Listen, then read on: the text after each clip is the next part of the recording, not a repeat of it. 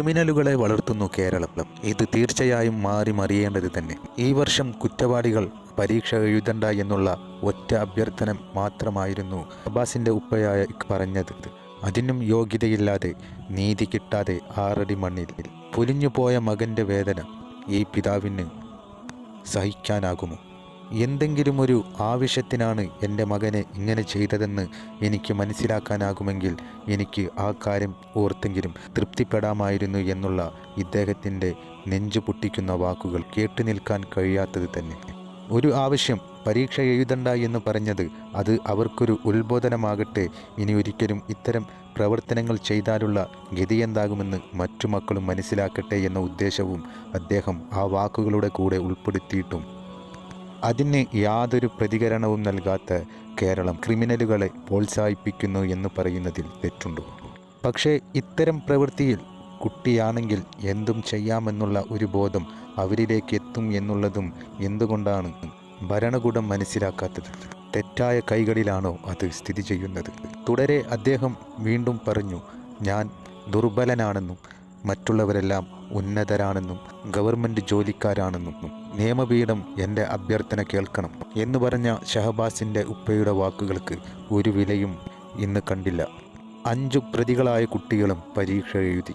ഇവനും നന്നായി പഠിച്ചവനാണല്ലോ, എല്ലാം എൻ്റെ തലയിൽ ഞാൻ ഒരുക്കി വെച്ചു എന്ന് തൊട്ടടുത്ത അയൽവാസിയോട് പറഞ്ഞ മോനായിരുന്നു ഷഹബാസ്.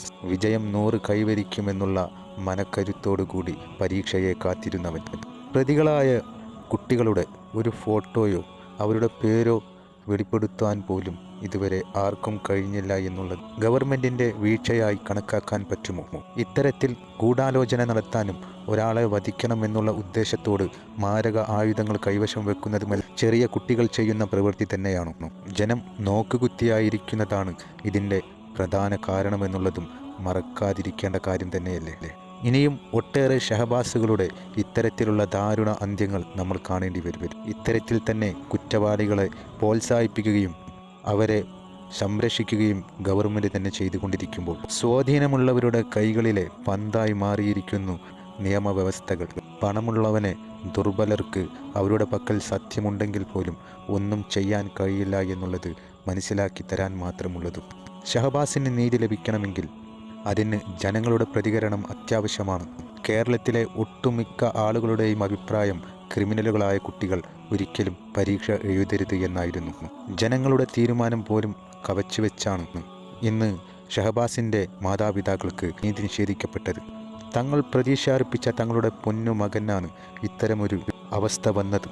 അതിന് കാരണക്കാരായവർക്ക് ഒരു ഭയം ഉണ്ടാക്കുന്ന തരത്തിലുള്ള പെരുമാറ്റം പോലും നീതിപീഠത്തിൻ്റെ പക്കൽ നിന്നും ഉണ്ടായില്ല എന്ന് അറിയുന്നതും ഇവരുടെ ഹൃദയത്തിൽ നൊമ്പരം ഏറ്റി നൽകുന്നതല്ലേ?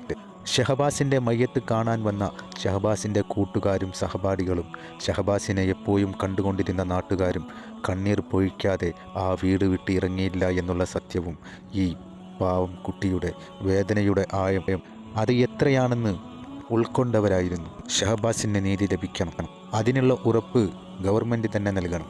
എങ്കിലല്ലാതെ ഇതിൽ നിന്നൊരിക്കലും മറ്റു കുട്ടികളെ രക്ഷപ്പെടുത്തുവാൻ കഴിയുകയില്ല.